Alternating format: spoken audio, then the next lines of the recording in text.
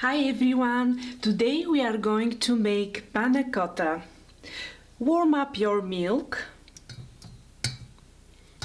and dissolve your sugar in it.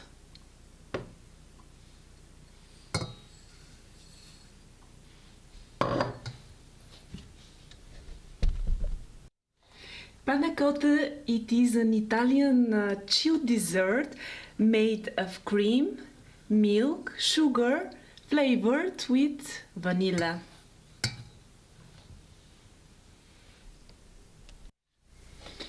Add your cream, let it warm up with the milk and sugar, but don't let it boil.